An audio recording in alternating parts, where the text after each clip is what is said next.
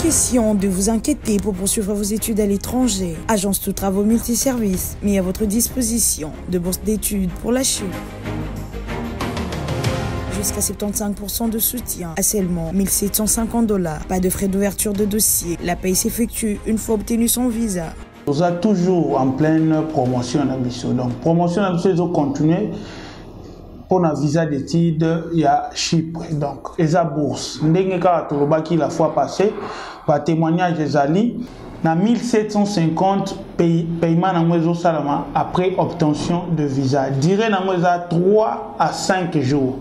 Na rappelé paiement et au salama kaka so qui visait bimi donc bano bazi diplôme sika boya belé promotion et continuer moi au mobimba tozo continuer na bino promotion so qui va résultat bino bimi boya kotika et belé na bato bazo ba diplôme na bango kala et zo qui peut acheter avec des avantages tels que un mois de logement gratuit, une carte de résident permanent, un permis de travail.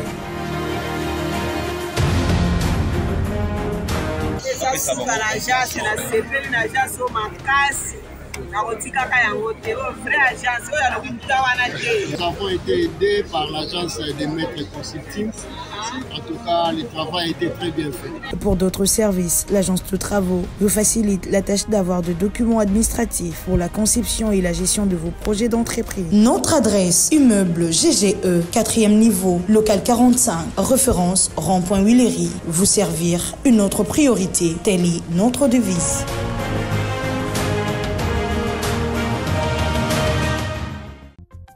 Bienvenue à Saphir Hotel, un cadre VIP propre et reposant au grand carrefour de Kinshasa, avec un service d'accueil digne de vous. Plusieurs catégories de chambres et appartements climatisés avec Wi-Fi et TV plus décodeur aux prix incroyables.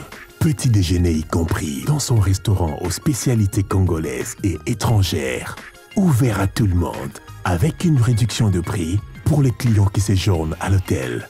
Notre adresse, A4 avenue Ikelemba, quartier Matongé, commune de Kalamu. Téléphone 84 710 99 99 81 600 8000. Hôtel Saphir, beau cadre, bel emplacement, bon prix et beaucoup d'avantages. Bienvenue à tous.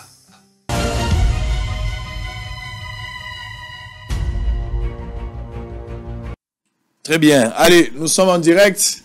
On va se séparer avec la maman, parce que maman Zokende Nae, Azan Makambobele à Osala, tout ce qui est à Maître Kayenga, conseiller, il y a ministre à hydrocarbures, et pour solo anabiso Makamango à carburant, moi solo, bah interprétation, ministre à lobby déjà c'est bon, mais nous voulons avoir plus de précision ensemble avec son conseiller. Alors maman Zokende, tango ngana tie ba elema na uti kota la bande kona biso na sima donc na uti ko boka so ya mulai tango nazo kota bo mama lobi na nga habité ko bougete na lingina sala elembo moko d'abord bible yango atiki yango alobi bible ya kenango teza bible ya chef de l'état donc bible ya tikeli chef de l'état bon amoni ke mama Denise Azaki na oya ye jour ya mbaki mama Marima Denise Azaka na bible na mais ya président de tango mususu ezate to ezali mamona kite alors mama alobi papa mokonzi ya mboka oyo ayo biblia yango batikeli yo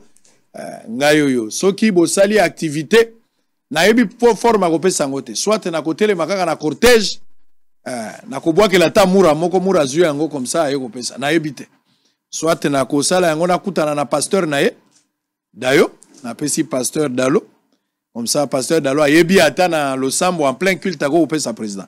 Peu importe la forme, mais maman lobi, oyaye yango na ebite place nini oyo ngai na ko kopesa Bible. Alors maman, to komina suka. Papa na président de la République Bible oyo. Ouais. Lobaka siawa, papa Bible oyo ezanga mama atenda. Mama Tekla. Moto na dédié Bible nanga oyo et pas ya chef de l'état. Na tina ke ala na sagesse ya Salomon. À part ça, politicien nyoso oya kwa zela makambo etali peuple. Alandaka asomba Biblia yeba nzambe muto aleki nzambe azalite papa sango yo zali avocat ya biso ba veve avocat ya biso ba bola ba avocat ya biso ba bola biso ba pauvre to na pouvoir te na de Dieu pelanda Nzambe chapelet oyo ezali Yesu son surtout Nzambe la Nzambe yango ngana latisi oyo yango ngai moko yanga yango oyo moni ezandenge moko o ngana latisi yo yango mama apesi ya biso ya boyambi sala ya yo émission na sagesse bako rompre yote le baka ka vérité nasuki wana merci beaucoup kende malamu oh là là bosolo na politique bapesa nga pe moi trophée mokolobi bapesa nga moi diplôme d'état soki nani diplôme de mérite namoni boye kaka bapesa nga diplôme de mérite bon bolandango parce que bomoni yango te bolandango on va se retrouver après et justement tous on mettre Tobito bananaye o sangwa sombaki ngai na sombi eloko te mama oyo nde alobi na mona bosolo ya boye nano te na pesi o boyambi ya biso nakanisi bakanja bankastre nakanisi bakanja la nakanisi bakanja nakanisi bakanja. Allez, en image, monsieur Précieux Mouyoko, en image, on se retrouve après. Nabandali solo à carburant lelo na maître Tobi. À tout à l'heure. Suite à ces multiples investigations inédites dans l'intérieur du pays et pour son combat pour le bien-être de la population congolaise, les journalistes d'investigation Israël Mutombo a réussi un trophée du patriotisme lui décerné par Maxi Agency ce mercredi à son bureau de travail dans les installations de Bosolo Télévision. Pour l'initiateur de Maxi Agency, cette remise des trophées s'inscrit dans les soucis de l'encourager pour son travail des journalistes d'investigation et pour son esprit patriotique au service de la nation. Nous avons remis les diplômes d'excellence patriotique pour les Congolais qui ont l'amour de la patrie, qui font bien leur travail. Et notre équipe de sondage avait trouvé que vous méritez ces prix-là, vu que vous travaillez en tant que journaliste d'investigation. Vous descendez sur le terrain pour voir les réalités qu'il y a dans notre pays et proposer des solutions. C'est en guise de cela que nous avons voulu bien vous remettre ces prix. Félicitations, vous êtes un patriote, vous aimez les pays, vous faites bien votre travail. Et nous, en tant que Maxi Agency, nous avons reconnu ce travail, moi et mon équipe. Et ce matin, recevez ces prix avec beaucoup d'amour. À cette occasion, le patron du groupe de presse Bosolo, le journaliste d'investigation et présentateur de l'émission Bosolo na politique officielle, Israël Mutombo, a remercié Maxi Agency pour cette reconnaissance à sa modeste personne. Je suis très flatté. C'est vrai, quand j'étais en déplacement, mon équipe avait reçu une invitation de Maxi Agency pour prendre part à cette cérémonie. Malheureusement, j'avais d'autres engagements à l'étranger, ce qui n'a pas été facile pour moi et pour mon équipe de prendre part à cette cérémonie. Mais nous sommes très honorés, d'abord par rapport à la qualité de l'organisation, c'est-à-dire même pour nous qui n'avions pas eu la chance d'être présents, alors qu'on a été honorés dans cette soirée-là. Vous avez quand même arrêté des stratégies, vous avez mis des moyens, des mécanismes pour nous faire parvenir notre diplôme de mérite. Donc on ne peut que vous remercier pour le travail que vous faites et pour la considération, surtout pour l'engagement dans la recherche, dans la détection des vraies valeurs, ce que vous avez fait. Donc pour le reste, je pense que merci encore une fois au nom du groupe de presse Bosolo. Les journalistes d'investigation patron du groupe de presse Bosolo, Israël Mutombo, a révélé que ces trophées représentent un engagement et une charge de plus car le pays de Lumumba a besoin de redorer le blason terni de son image, une manière pour lui de contribuer au développement du pays. Très bien, allez, on va continuer. Maître Roby Kayenga, conseiller du ministre des Hydrocarbures, bonjour et bienvenue. Bonjour Sango et merci pour l'invitation. Ça fait pratiquement 2-3 ans depuis la dernière fois que tu as l'émission. Na Congo Web. Na PES TV. Na PES TV. Ah, vous participez à la débat. Na débat 2 ans. 2 ans, Siko. Donc, je crois que dans la 2021. Voilà. 2021. Moni kobonga na yo ezangisi biso maele na yo. Te kobonga ndenge na bongi te. Eza musala eleki mwa mingi. Bimwa mingi. Mais ministre na biso alekaka de temps en temps epa na yo asololaka na ba congolais. Donc c'est ça qu'on travaille dans l'ombre. Très bien, merci beaucoup. Alors c'est l'essentiel, vous avez membre de l'UDPS? Te nga nazali secrétaire général adjoint ya parti ya ministre AVC. Très bien. OK. Vous avez parti na Boni parti en. Tout ko ça 6 ans le 3 septembre. Donc ko bongisa milulu moko ya munene na mikolo ezali koya pour être célébrer 6 ans d'existence à partir de Bissau. Très bien, allez. On va parler un peu de l'actualité. Oh, ils ont préoccupé surtout le ministère Nabino. Hydrocarbures. Qu'est-ce qui se passe? Comment on a analysé la situation? Il y a rareté. Oh, ils sont sur terrain pour le moment. Carburant, ils alité. Toujours presque une semaine. On a makoki ya kosomba te lolenge to mesana kosomba to lobite ke zo monana te carburant ezali mais ndenge to somba librement ba station za nango pambo koti eri oyo lingeza so bongo te milongo ekomi ebele e créer bambouteillage bateau pe amité mabe ba bandi ko matsa ba transport pasi wana yo lokola moko ya ba conseiller ya ministre hydrocarbures lolenge ni nozo analyser. Deuxième question kaka na forme wana pona nini bo saleli kaka politique ya conséquence na sika bo saleli la politique préventive. Yambo ete mabe ya bozala kola ba prophète bazotala ndenge ni bako éviter mais bozeli mabe ko mapobo banda français tango pasi ezali tomoni ministre na TVT ministre ayeka ka tango pasi ese ekomi de ministre ayena ba point de presse na ye kwa ko expliquer biso to comprendre. Vous avez le temps d'expliquer. Merci beaucoup Sango Mokonzi. Omoni ezali moment ya koya kolela na télévision te parce que tous ali gouvernement et bongi topé sa solution na makambo izali comment on a katikati ya population. Situation depuis un certain moment dans le monde entier, on faut tout le bela yango peut tokozonga na niveau national. Dans le monde entier, situation izali généralisée. Ezali problème ezali ko ruta na marché obseka to soma kabiso to s'approvisionner. Congo a s'approvisionner na marché international. Ce qui barille les mati na marché international et cause en a influence na Congo Pélissus. Ceux qui parmi les plus grands pays producteurs du pétrole, ont un problème, Russie a un embargo, nous sommes une incidence directe na vie na biso ya ba Congolais, pe na approvisionnement ya ba Congolais. Biso na Congo awa tozali na problème ya approvisionnement. C'est-à-dire ko kende ko somba carburant pe ko ya nango ko stocker yango awa. Sep Congo nengo zali ko mona yango wana, ezali na capacité de stockage à 25 000 mètres cubes. Biso vous allez consommer 1100 mètres cubes par jour. Au moment que ce qui bateau y est que 25 000 les ans et bongito zela va vider moins d'ambo pour que bateau va pomper carburant ya okota na stockage a wana kati sep. Ce qui 25 000 les ans na kati moyen va pomper ezate. Yangondo mona parfois ezalaka ba bateau ezo tia mulongo pour que bazela na batour va pomper. To ko même carburant belé mbala mon côté pour être to zali sika ya kotia yango ezate. Si on crée ma place à stockage, on est à la 25 minutes. Entreposage, il faut tozali ko sala musala na niveau ya ministère pour que tout tonga ba entreposage minene pour que tous en a capacité à stockage ou ko permettre que tous en a carburant moins mingi et puis en réserve. Si ko toujours moins problème, bateau il fallait que comment et connaître moins retard. Ce que connaître moins retard, le temps est à comment déjà quantité aux alaki et comment qui mouki. Yango to lobi bon so to lingito c'est la le 14 septembre au carburant au bateau ne kokoma to se retrouver dans la situation il y a rupture il y a stock to réduire consommation pour que to koma tina date wana au bateau wana il faut comment pour que to approvisionner mboka na carburant na likambo o wana ezali problème ya discipline ezali problème te que bateau nde ba spéculer ou ba menga ba spéculation salemi ezali te likambo te ministre ale kana télévision acha mbela te ezali ka que non yokola tata sango Ozoaka par exemple 100 litres, bah ebisoté. Moi on 100 litres exacté parce que tu as la stock etikali, il faut 50 litres.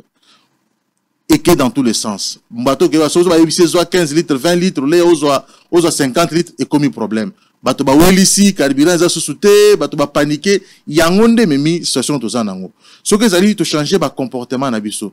To tali que non, ata na banda ko na biso sango. Ce que moni que ata yoza na mutu kono moni carburant etikali muke, okocha climité. Au kata moi clim le bon le quoi na comme na station te na kata clim pour que so na comme na station na ba sa carburant na zone sa climatisation ezala bongo na moment où ezali problème juste y approvisionnement où ko se décanter dans pas longtemps donc d'ici le 14 septembre to ko sala yango ministre ko leka peut-être na télévision kakaboité parce que ezala qui déjà situation où to gérer qui déjà est-ce que ce n'est pas de l'imprudence il y a gouvernement central?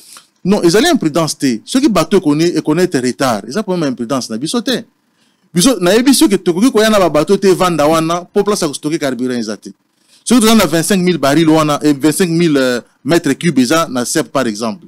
Il faut toser là, to banda ko pomper ango au fur et à mesure baza ezako longwa na CEP c'est pas ça qu'on vide en auto bakisa. Ce cas Kabi a pesi basta société commerciale o côté batali espace tikali à 10 000 babakisi 10 000 balungoli 10 000 tikali 5 000 tikali 15 000 babakisi 5 kaka ndingo ndi basalaka. Mais justement c'est ce que je dis bakambo carburant oza eloko tozo lelaka de temps à autre depuis que Boudimbo azawana depuis que gouvernement Union Sacrée depuis ba ministre hydrocarbures baleki. C'est presque la même situation. Makambo ko créer ba entreposage au zolo bawana. Eza biloko bokoya ko sala depuis kala. Awa siko zolo bakaka toza ko sala. Ce qui te résoudre le problème carburant d'ici les 14. Mais Torozon a toujours le même problème. Ce qui botongi ba entrepoter. Non, ezali nous tous na situation mon côté. Na situation tous na ngo ezali situation ezali crise ezali planétaire, ezali mondiale. Na éviter tant on a gouvernement elika qui sont besoin problème où il y a Russie na Ukraine où il salimaki. Donc je pense que ça c'est une situation qui est inédite, qui est exceptionnelle où il commune à Tanabiso. Et je vais vous dire que sango yo zali yo outi mikili a poto. Situation zali partout zali ndenge moko. Et ceux qui ba congolais ba ko reconnaître quand même que le gouvernement sali vraiment effort makasi pour être nan to commune na ta rupture totale te que no carburant zo zala te. Carburant zo zala. Carburant pe zali. Tu ne peux pas tous les jours. Mais on a regardé, on a dit le stock ne permet pas. À ce que ceux qui te salibont, le temps bateau comme le connaître retard, tu as en rupture de stock. Tout ça la bouille pour que ça prévenir pour mieux vaut tout. Vous imaginez ceux qui te commettent en rupture de stock. Et bon, on va société il y a planification. On va ça la map. Bako carburant wapi. Toujours qu'on privilégie bango. Bon, bah ça ko sala ba société anani ya ba vivre frais, nous ko privilégier ba société eux côté les maté ba bralima et côté les société ya masanga pour ne pas citer les noms. Il faut qu'on privilégier bango bazwaka carburant Transco, il faut qu'on privilégie pour être à son population à transport facilement. Total de le binon, à ceux qui te mettent dans rythme tu consommeras tous les jours, tu comme à niveau mon que non stock ata ya muke zo zalaté. Tu réduire stock mutu na mutu ezaka problème à changement de comportement sango pour le lo yo po ya ville zonga nanda kuna wana pour ça 30 litres te wana pour ça 10 litres 20 litres pour comme na bureau ce que somme 20 litres le boss somme 20 litres le boss somme 20 litres tout le monde qui est dans un problème te mais ce qui comme ma spéculation to comme ko l'organisation sur na pompe le ko la carburant qui tiboye na tondi sa réservoir na sala boye alors que la vérité c'est que ba carburant ko comme d'ici le 14 carburant ko comme et que situation ko redevenir normale. Bateau connaît retard, ils ont makambo, mais rupture à stock, ils ont été. Est-ce qu'il y a l'avenir, tu as un problème à boire karaté? Yangondo moni to lancer appel d'offres. To lingi to augmenter biso production na biso, to comme na niveau ça la raffinage, to comme na produire pétrole na biso moko awa na raffinage, to comme consommer pétrole na biso moko. Nous avons hérité une économie totalement extravertie. Tout produit à l'autre côté, tout ce que nous consommons vient de l'extérieur. Et dès que le marché extérieur a un problème, nous avons aussi des problèmes ici chez nous. Et c'est la suite logique. Parce qu'on ne produit rien. Parce que Bazana va raffinerie sur place, Bazana Bazo produit pétrole sur place, l'Angola produit 1 250 000 barils le jour. Congo-Brazzaville en a 250 000 barils le jour. Baza ko raffiner ndambo sur place, ndambo so ba important. Mais ça ko permettre bango, baza na problème il y a provisionnement. Mais biso on ne produit presque pas et on n'a pas de raffinerie ici, on ne consomme pas ce que nous produisons ici chez nous. Nous prenons tout ça. Dès que le marché international est affecté et donc directement biso on a problème. Mais yangondo moni mo konzambo na date le 28 septembre, à lancaki ba appel d'offres ba bloc pétrolier pour que ba bloc on a to mettre en batubaya bazo yango ba exploiter et puis augmenter capacité à production na biso tout ça la ba raffinerie ou permettre que tout consommer capital na biso sur place pour éviter ma makambo. Mais justement s'il faut parler économie extravertie ndemo lobby tout le belanano situation en wa carburant pour batubele ba kondimate que mon boulot est aussi entre Ukraine et Russie et ils ont impacté sur biso. En quoi est-ce que la guerre démontrer nano en quoi est-ce que la guerre wana et ils ont comme la biso passi alors que biso batuzo bundate. On a la Russie est parmi les 3 grands pays producteurs du pétrole au monde. Barafiba société belé et que na ko se ravitailler, je vous dis na marché international. Marché international là il koloba Russie penakati. Le ko la ba kati Russie.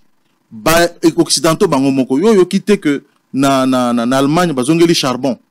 Na France bazongeli charbon. C'est-à-dire que pour nani parce que ravitaillement vous avez que ça là ils a sondengé mon côté et comme ceux qui ba bateau bango moko bazo ko wela nanu kozona no ba occidentaux bango bazo na posa no ba wela nanu kozona no ba se servir bango nanu biso ba pays ya Afrique et toujours ya sima. Alors yango nde bango moko déjà na consommation na bango ezali makasi koleka. Et donc déjà lorsque un des 3 pays producteurs du monde du pétrole a un problème à ça qu'on ravitailler marché international, il y a déjà un sérieux problème. Bango moko baza koto G20 on baza ko luka bazo non d'abord bango moko basa ya nanu bango et biso peto ya kozwa. Donc la situation est sali yango moni ke baril et mataki et comme tu na ba $110 de comme ko kita malem mais comme na ba 80 ou 90 auto kita siko. Donc nous sommes affectés parce que ce que ba pays union c'est Europe et ça peut affecter na likamwango. Or biso que nous sommes en place moko. Donc quand vous allez acheter au même endroit et que à cet endroit là produire à Komata, vous ne serez pas épargné. Très bien. J'aurais appris, selon ma indiscrétion, et que situation yotokorei ko éviter en soki ba yokela ki ministre hydrocarbures et que ministre hydrocarbures après ça qui mbela na gouvernement central à travers premier ministre bien sûr bandima ki moi likambango mais ministre ya finance nde a bloqué nde a boy ko décaisser montant ya $15 millions o esengela ki basombelango carburant ya en attendant Angola pour pesa nzela makamyo so sala mamalamu jusqu'à ce que les 14 bateaux tomanda aux Elaïsal. Vrai ou faux, cette information? Sango. Yo, ma question, non, non, le gouvernement est un. Mais Congolais, il faut y baboy.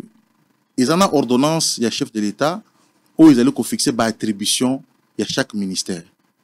Bisso, en tant que ministère hydrocarbures, ils en ont attribution, Bisso, où ils allaient légalement établi, attends aussi la loi sur les hydrocarbures, attends aussi ordonnance on a portant attribution, il y a un ministère, au commun effectivement que tout ça n'a pas attribution na biso, te fout à rambongote. Il y a un problème sérieux et que Nambo Kanabiso, on a institué et le gouvernement y a manque à gagner. Ministre Msa Ocho Olimbolango, na conférence de presse à Salakilobi, et ça que l'État bakise la population, moins subvention, moins bon likolo, na n'engue tout somara nani carburant na pompe wana. Sikoyo nako bakisa kawana l'État il faut azongisa la société o bazako teka na plus moins ba afuta bango mbongo wana sango na lingina pesa yo moi historique moké tango Tshisekedi a commis na ministère a commis na président de la République to kuti ba manque gagné na $300 millions na moi wana to ki chef de l'État komaki aluki moi ligne budgétaire ligne de crédit mo na Arao Bank a futi 100 millions. Ndebisika 15 millions ekendaka eutaka wana sola 15 millions eutana 100 millions wana 200 millions etikali wana à l'époque ngazaki conseiller ya ministre économie to bandi ko travailler na 200 millions etikala ki wana to monaki kezalaki na makambo ebele ezaki kitoko na katite to kitisi yango ekomiti na ba 132 millions nde gouvernement bandi ko futa yango lelo oyo moni que to futi to komi na ba monta ba 15 millions année oyo ministre de finance ça fouti balami baleto misata ça fouti ba société commerciale ba manka gagner na bango mais soko tali bien ndeko sango et comment kiti na 300 millions makambo etikala kozalate ba crise abo etikala kozalate mais lelo o soko tali na mbongo ministre de finance il faut fouta bango et ça pas plus de $50 millions. Donc likambo peut-être likambo bango pe basi ba parce que le problème est ailleurs, est-ce qu'il y a instrumentalisation? Bon, moi je peux pas dire ça mais je comprends l'attitude de la société commerciale. C'est que bango pe basi ba perdre moins crédibilité mouké et pas ba fournisseur. Pour tant bazali ko kende ko zo ko lever ba carburant wana et que baso zango crédit pour baya ko zongi samba ko futa mbongo basi ba crédit baya ko futa mbongo baza ko futa mbongo wana ba échéance za convenable té. Et comme ici ko po bango ba pesa bango pe ba fournisseur pe pesa bango pe ba produit ba comme ko hésiter ba bino ce que to pesi bino et za moi passe. Ce que bango ba futi bango pas à l'état ba ko kende ba futi na ba nyongo. Moi ba lever ba importer ba produit mususu exact. Donc et senga pena ba manda ko futa bango. Mais ngana yebi ke na décision c'est là ko zo mais que ba futa ka bango chaque mois ba manque à gagner na bango. Mais ministre na biso wana azalo photo ba vérité asi alerta ki parce que ba attribution na biso zali approvisionnement. Ce que to moni que non approvisionnement ils en a problème. To ko yebisa na gouvernement ministre biso akomaki a le bien non bokeba to alerter. Ce qui to sali kebate to ko comme un problème il y a rupture à stock. Et bongi to sala boy. Bon, biso zali ko futa te nga na yitu ko yebisa. Mo futi na ko yeba que ah il faut bimisa. Ngongo il faut bimisa. Ngongo il faut pesa boy. Nenga pesa boy. Maintenant nenga musala na biso to pesa ki mbela ete likambo ekoki komonana soki tokebi te mpo babato esi connaître retard et bongi fournisseur baza société commerciale c'est-à-dire de tout ce qu'on a parlé avec maître Roby tout à l'heure, on a dit presque la même chose. C'est-à-dire information nanga ils ont comme lokola solo. Ils ont comme solo parce que ce que moi j'avais appris là-bas indiscrétion là-bas source na biso a démontré clair que tokoka qui ko éviter cette situation. Soki Bayokela qui ministre hydrocarbures parce que après ça Kimbela Samalukonde était informé de la situation. Ministre Kazadi était informé de la situation. Le président de la République était informé de cette situation. Il fallait seulement débourser un montant de 15 millions de dollars selon les informations à notre possession pour leur permettre ministère à hydrocarbures Bakoka Koseravitaï peut-être en Angola en attendant Tokoma dans Kamola 14. Mais Baboy Kondimaï, un prophète mal compris pour que les lotos subissent des conséquences aux anango. Donc, mettre à l'obika la politicien, à Longoli, ma papouille a réponse, mais c'est bon, et c'est Sili. Et c'est Sili. Moi, je suis à comprendre c'est Sili. La compagnie d'aviation, ils ont subi même choc. Côté tous en ami tout cas, mais les lots, billets d'avion, coquille comme mataloko lagé. Parce que tout le monde qui voyageait à bateau, au monde qui va rotation, ils sont dengue zalakité. Motako kene le Tongo akoya tilobi voyage peso bana tokolo bana mutute ke na voyage dans 2 jours au contango une semaine tout ça et la situation doit se régler en urgence. Côté kérosène, c'est quoi le problème? Non, côté kérosène, naïbi ministre le bien na point de presse naïe kérosène ici est commis. Au moni sango eloko je bo mapeza logistique. Ce qui carburant, ce qui bateau monene est commis na port na banana. Le cola tout na port en eau profonde te bateau etika la kana katikati ya ibali. Totindi bato ya muke ake ko vide yango tia me mango tina matadi na niveau yango ba pomper yango ekoma awa isa ba bato ya minene donc moi ba exercice wana isala ka au moins 5 à 6 jours mais na yebi que d'ici 2 ou 3 jours kérosène to kozala nango na quantité moko oyo ko se permettre biso tout ça na problème te bino nde boza ba conseiller ministre hydrocarbures après sanzela na autorisation à station de service PBL na Kinshasa na banda ko zelo pona mutuna wana ba station eboti lokwa mayebo yoza ou melipe na Kinshasa na ebite so za Kinshasa ou bien ozaki le choix ou bien oza la province musu sur place ou tioye mais je pense que oza kinwa oye makamyo so ndenge lekana tozaka na ba station boyete maître bozo batela bo moya batute ba station eleki depuis bino bokomi na hydrocarbures. Vous ne faites que signer les autorisations pour la reprise à bateau à la station. N'importe qui ministre Makambaloba qui n'a pas station sur terrain réalité autre.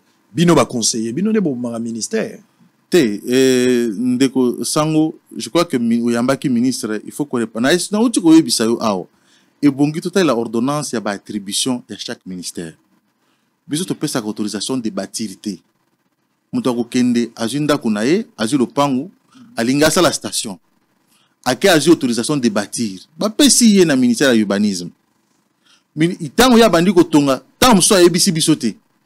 Bisoté on voit que c'est juste autorisation d'entreposage, tout simplement. Bisoté au totali, est-ce que au kokocha station, au kokocha station t, est-ce que respecter ba norme, est-ce que respecter ba norme t? Et l'objet total à kayangwana par rapport à entreposage, il y a carburant, parce qu'on ne peut pas entreposer carburant de n'importe quelle manière t. Et dans la condition, dans la spécification.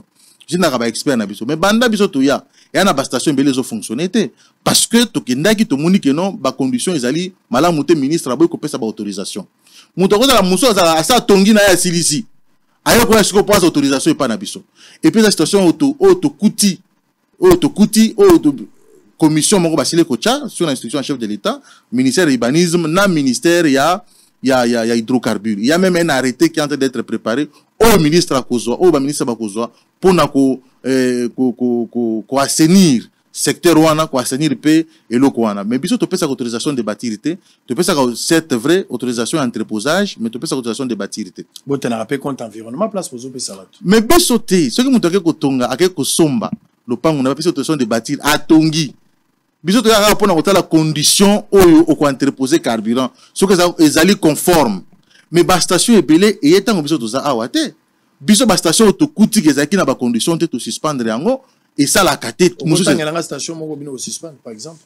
Bon, na boy ko choquer bato mais na ko peso exemple so que en face à Beaux-Arts la station zo fonctionner te.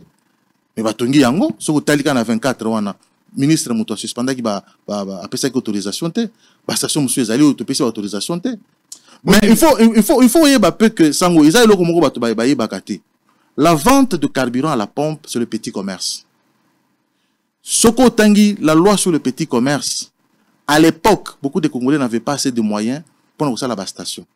Yangwana sous le premier ministre Muzito, azoka décret moko oyo a permettre ki na ba expatrié basa la station na ba supermarché parce que yo yebi olobi que tout ça ba kino to ay kaka tam suka pelu store nde ya ki mo muke liboto ki na ba supermarché ba congolais te ezala kité le lo suko ba congolais to moni que non moi classe moyenne comme ko koma ba population comme ozoma makoki ba komi ko sala ba station ezali lo comme faut engager parce que il y a quelques années passées les Congolais n'avaient pas les moyens de faire des stations. Les Congolais n'avaient pas de moyens. Maintenant ils ont quand même des moyens de faire des stations. Je pense que c'est une chose qu'il faut encourager, mais il faut assainir l'environnement. Il faut parce que l'objectif ici c'est que il faut qu'on arrive à appliquer la loi sur les petits commerces.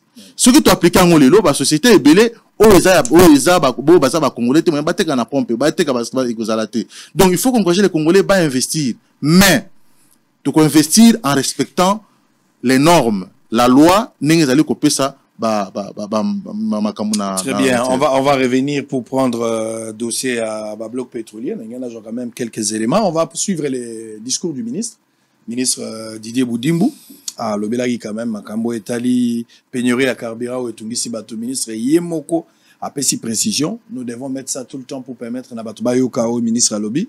Mais tout ça, na papier. Kolobezan a likambote mekotala. Nazan la prophétie oyo Rola Dalo Alobaki ti to comme na élection en 2023, ils ont un candidat président moko à Kobela, Koko Matina chaise Roland, bon mususu penza tant mususu akokufa tout ça. Ils ont la prophétie ba pesa ngala komi yango na batelia.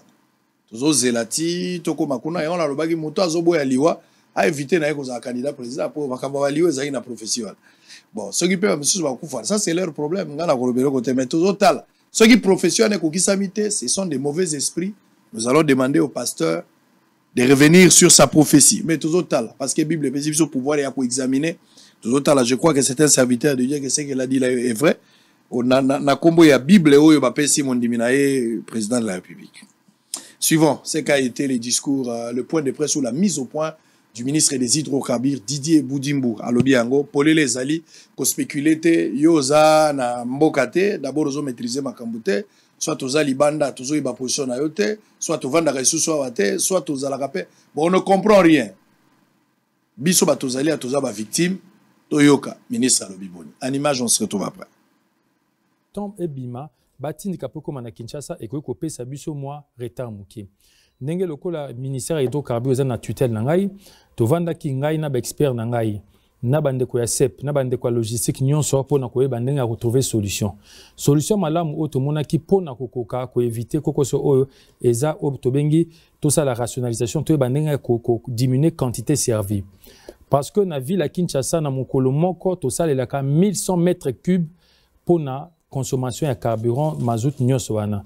To calculer que ce qui te continue na stock o to za nango ko pesa ka 1100 mètres cubes chaque jour.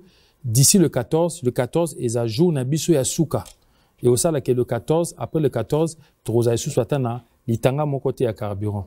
Ndeto loba ki to zwato divisango. Ndeto komi ko pesa 620 mètres cubes par jour. Donc on a ko insister exacte que carburant ezali mais to rationaliser to kitisi ndenge ya ko servir. Mais batu bandeko par manque d'information na ba o ba ngi ba ndu batu na erreur ba che spéculation que produit ezali. Bisonde to décider to kitisa fréquence ya ko servir. Na fréquence wana o babengaka patriotisme faut ça na kati na biso. O tozo mona bamboka libanda. Na makambo etangi carburant parce que carburant eza moteur à économie ya moto. Carburant so ke ezate biloko ko lie ko se déplacer te pour comme na Kinshasa. Carburant so ke ezate moto okende musala te. D'où patriotisme sengi que na oyo tozo mettre en place que chacun d'entre biso oyo azaka na habitué à 50 litres a commis ko à 20 litres to 25 litres pour eko kokaye asa ba déplacement ne pe atike la baninga o bazana sima ba ko pe kocha ndeto rationaliser ngo bongo na yango to senga ki na mikondi ya ba société commerciale Total Engine Kobil ne azo bela bango lisusu to lobaki pona ba Jeep nyonso ba ko kocha ti na 30 litres pona mituka nyonso mikie o to bengi ba ketch na mituka msusu ba ko suka na 20 litres. Ils permettent de rationaliser pour mutu azangate. Vous mettez aux ndambu les temps bateau au ezokoma et permettre les situations zonga ndenge banda kozala. Yango na profiter na belle les sous gestionnaire à la station service. Il faut vraiment que ça la ordre parce que mutunzela à côté toujours mona mutaki à se servir mais azangi nenga ko bima station. Et créer sous son embouteillage et créer sous son problème. Alors que mutusoka à côté a 20 litres naï, toi 30 litres naï, osa 30 osa babenga 207, aux 30 litres naï, au bimi au ticket de quoi na sima aïe à côté. Et puis toza ko belle les sous to ebi que batu bazana ba groupe électrogène na bandako. Bazana besoin à kena so ma carburant pour être na groupe. Mais mutu moko so asombi il y a 25 litres et ko couvrir consommation journalière naï c'est suffisant. Mutu moko akoya na 10 bidons te pour ton disappoint que no bombe pas naï. Alors que tu as vu que tu dans la période où il faut bisouner surtout se serrer bakoud. D'où le gouvernement, à travers le Premier ministre et puis na ordre chef de l'État, son Excellence Félix Antoine Tshisekedi Tshilombo, et zuba mesure sous sa mine ne koleka. Parmi les mesures wano ezui pour na quoi alléger transport. Les lots Transco ndenge tambola na Kinshasa a aligné 160 bus. Na ba mesure où ezwami les lots Transco a commis à 260 bus à partir à Lobby. Donc il y a 100 bus en plus où ko bakisa na ville à Kinshasa pour alléger na effacer transport. Lobby, toza na réunion makasi na ba technicien à Transco na ministre à transport après toza na réunion na premier ministre et puis na président de la République chef de l'État pour na ko bakisa ba mesure monsieur pour na ko alléger quotidien il y a peuple congolais il y a peuple quinois par rapport il y a période où toza ko traverser nazo betel sous c'était gouvernement à la lipongité malgré bateau au tozo zela foi comme le 14 où ils a déjà sûr à 100% comme lelo na ordre à premier ministre ministère à finance ministère économie. Et où tu sais qu'on débloque mbongo pour na rokoka cause sous bateau monsieur à 25 000 tonnes métriques oyo so kinzamba sungi et kokoma dans les 4-5 jours. Donc na kosangisa makasi ana nyonso et ko permettre que produit ekoma ekotebele de façon que to tenir face et situation ezonga à la normale.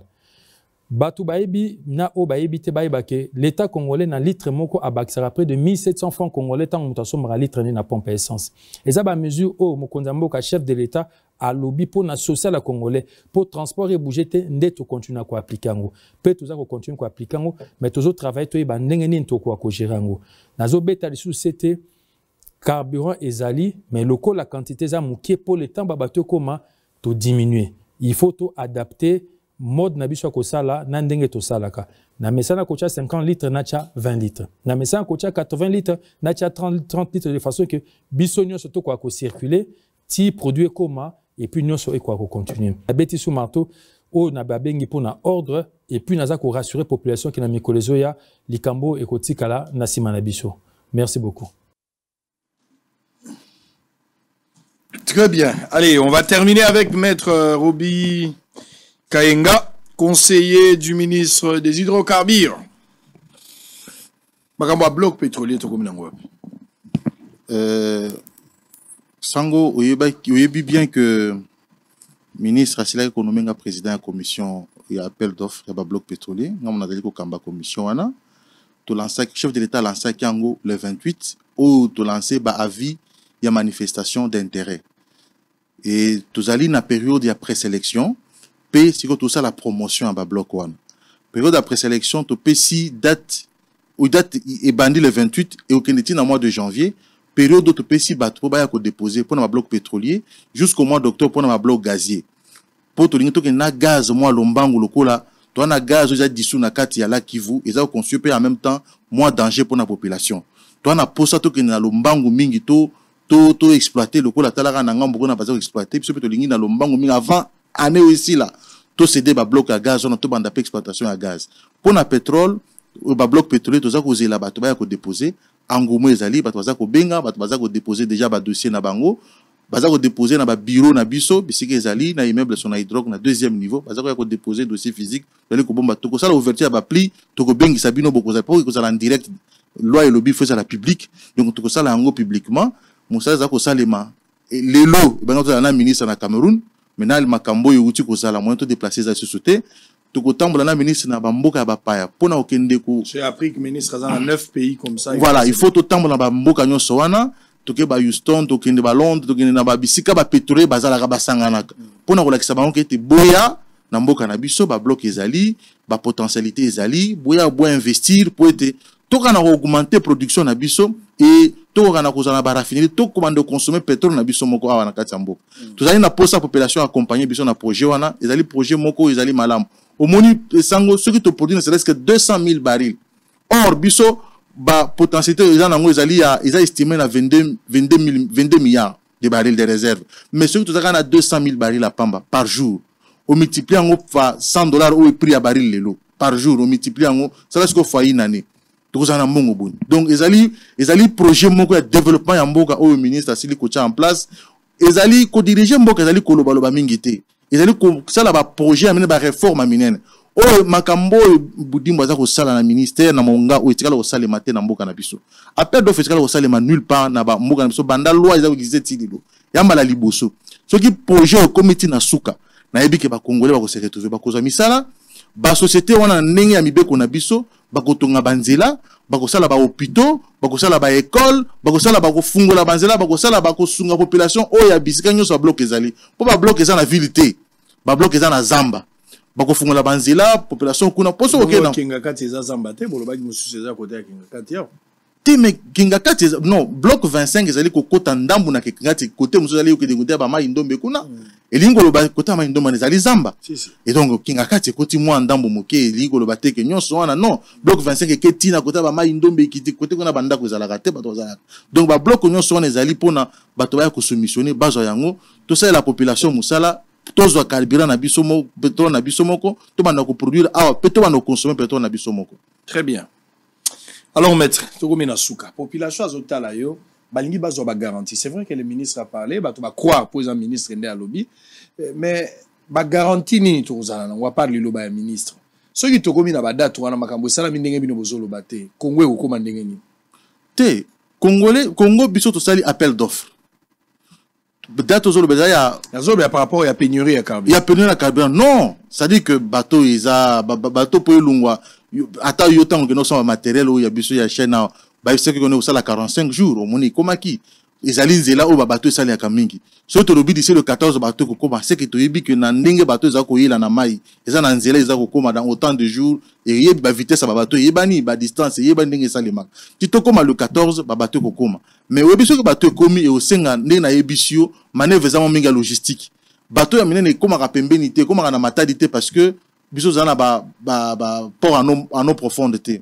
Ba bateau za minene makasi te le makande na banana na haute mer. Le temps va décharger yango ba ko pomper yango na yango po ya na pipeline tina na sep et que za moi 2-3 jours mais est-il que tant que comme d'ici le 14 septembre déjà situation est normale. Est-ce que carburant ko mata carburant mata kandingo wana te ba paramètre la structure des prix ce que bouger te carburant ko mata te carburant basi ba aussi o matisa kala mingi tawa carburant mataka te parce que carburant mataka parce que ce que ba paramètre pour carburant mata il faut $2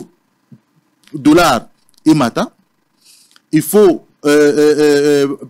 prix moyen frontière na yebi ko lo bango na lingala te ce qui yango pe mati carburant ko mata na pompe mais ce qui biloko na mbalé est stable carburant ko mata te donc et mataka ce qui awa to na problème ya prix te parce que auto mataka carburant kala mingi tawa awa to na problème ya approvisionnement bateau connaître retard biso se retrouver dans la quantité mouké moyen to vivre ezate moyen to vivre ndenge za d'habitude ezate ce qui ba nani musu suye et ko salema pe na oso landa ministre au tout tia ya lobby clairement que baza ko foutre déjà ba pétrolier ba mongo na ba pétrolier ba société commerciale ba ko augmenter ba approvisionnement na bango et tout na situation kozonga normal donc to lo ba carburant et silité carburant ezali mais ezali ko la maman na ndako amoni te biloko soki l'état ba futa papa na suka sanza to liango 4 jours to liango to liango mikolo nyonso to liango mwanda mumuke chaque jour le temps ba futa papa na suka sanza ne loko to sali elingo lo bate que non carburant to ezate non ezali baza mal intentionné bato baza colporté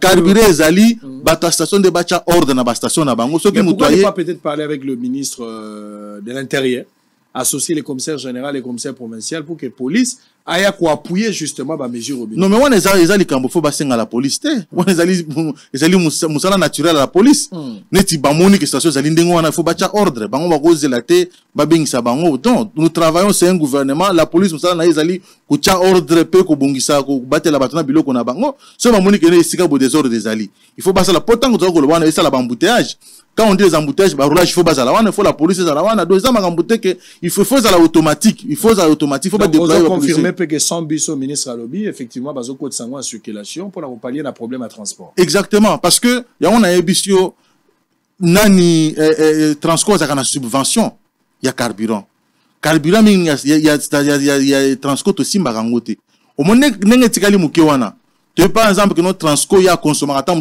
3 mètres cubes pour une semaine to lungula ngo déjà to tchemupanzi pour na Transco donc Transco kuna to sala ka RRT subvention à Transco ya carburant to ya armée ministre a umelarati abi o ya armée izala ya Transco izala pour na ni poto yebi que ba congolais belé ba zokande Transco wana nde sunga bango alors poto moni que économique pour Transco aya na station te bango baza kobila cha station moko na kati kuna na Transco donc bango moyen ba tchal la queue na ba station ya libande des ate ba okende kuna pa na bango na kati kati na bango wana ba servir bango eza plus facile ba so carburant na bango ba tambola facilement nde ba bakisi 100 bus pour que et suppléer tant autant mususu ba 207 ans ko umela na kata station mais population ça quand même moyen de se déplacer tant soit peu dans situation donc on n'a pas abandonné la population tout a été mis en œuvre pour que la population est à la malade donc le ministre des hydrocarbures contrôle les ministères azana ba verrou nyonso et qui a rien ne l'échappe soko otuni bato basali na secteur ya hydrocarbures ba koyebisa yo que Budimbo c'est parmi les meilleurs ministres ya hydrocarbures pour ba réforme ya chi ba ministre belé batikala ko cha yangote na olo baté pour naza muto a parti politique na yeto pour naza conseiller na été eza batu o ba yebi secteur hydrocarbures na auto episode réforme munene ya appel d'offres loi auto ça l'appel d'offres ça depuis 2015 mais ya yeka kana 2021 awa akuta bi mais pour na nini tozana ba bloc belé boui tozana ba potentialité belé boui pour une lancer appel d'offres té et ben za kika ba bengi investisseur mupandi ba kosikosiye ba pese ba bloc ta mususu ba comme compliqué tout ça biso lobi nyonso ke de na pole o na dossier na otiki tozu yango to bombi to dépouiller publiquement o ya azu te déclasser ndenge mibeko za koloba donc ekozala ndenge wana ba réforme wana etikala ko salema te maître Roby Kayenga conseiller du ministre des hydrocarbures merci d'avoir répondu na mituna bosolo tozu éclairage bato bazala kimia bazala paniquete carburant ezali mais sengeli to serrer ceinture to kabolanda mondambo ti ba kofuta tata les 14 c'est-à-dire carburant asike koya pour na continuer gasoil les en a problème te biso bata gasoil tous en a problème te toujours continuer kotambola normalement mande ko ya kérosène boy que ministre a lobby et sengeli mpe po ezonga na lolenge nango ezala ki pamba te basali nyonso mayo e sengeli kokota na avion pote ba vieux tambola mpe proposition na problème te na yebi que problème est très général ezaka Kinshasa te ba i politique ya mitema mabe na bato baza sous informé ba ngai batali sa loi situation ngala uti mikili ya poto nazalaki ya wate boyebi ki na sali presque 2 semaines na lagi te na lagi na mama na bino na bana tozalaki na libanda pona kopemisa mwa nzoto na kendaki na moni pe pasi wana na moni pe wana na telemi na mama sango tozotala ah pe carburant eza pasi nazaki na mama na bino tozotala tout ça donc pasi wana ezaka kawate ezali pe libanda kasi lo lenge ya kosala makambo ezali kaka politique ya prévention nde naza koloba yango toyebaka nini tozoloba nini toza kosala seul bateau bazali épargné eza bandoki pondoki carburant na bango et dépendaka na ba station te bango bazobeta ndenga likolo bazokenda bango. Très bien, allez on va séparer avec maître Roby Kayenga, on va récupérer Bankumu des ordres ezana bateke kuna plateau à bateke, je parle pas des bateke les bayaka kwa mutu, je parle awa na malukwa wa bazako yoka te makamba ba chef coutumier na yambaki bango première partie, ils reviennent encore aujourd'hui parce que élection na bango ko sala makamingi était désordre moko ezakuna baina makamuso ya kolobawa mais esengo pona bango bakutinga ina oya biso chapelin nazo kanisa bakanza. Allez, en image, on se retrouve après.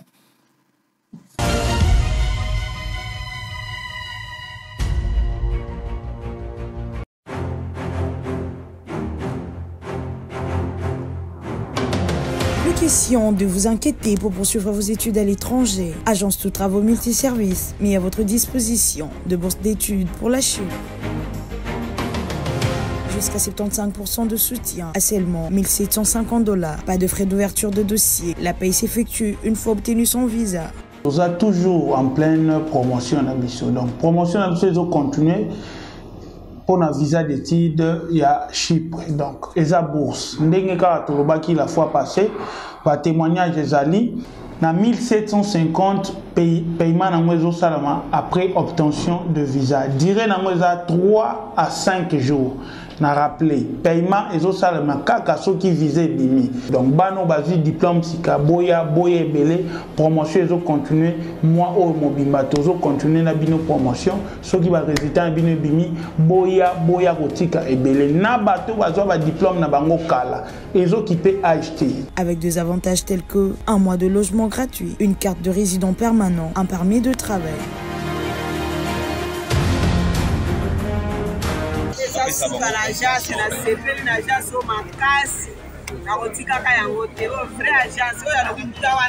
Nous avons été aidés par l'agence des maîtres consulting. En tout cas, le travail a été très bien fait. Pour d'autres services, l'agence de travaux vous facilite la tâche d'avoir de documents administratifs pour la conception et la gestion de vos projets d'entreprise. Notre adresse, immeuble GGE, 4e niveau, local 45, référence rond.Huilery. Vous servir, une autre priorité, telle est notre devise.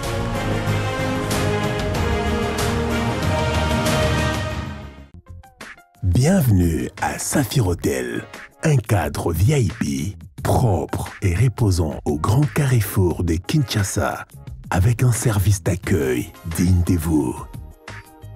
Plusieurs catégories de chambres et appartements climatisés avec Wi-Fi et TV plus décodeur aux prix incroyables. Petit déjeuner y compris dans son restaurant aux spécialités congolaises et étrangères. Ouvert à tout le monde, avec une réduction de prix pour les clients qui séjournent à l'hôtel. Notre adresse, A4 avenue Ikelemba, quartier Matongé, commune des Kalamou. Téléphone 84 710 99 99 81 600 8000. Hôtel Saphir, beau cadre, bel emplacement, bon prix et beaucoup d'avantages. Bienvenue à tous.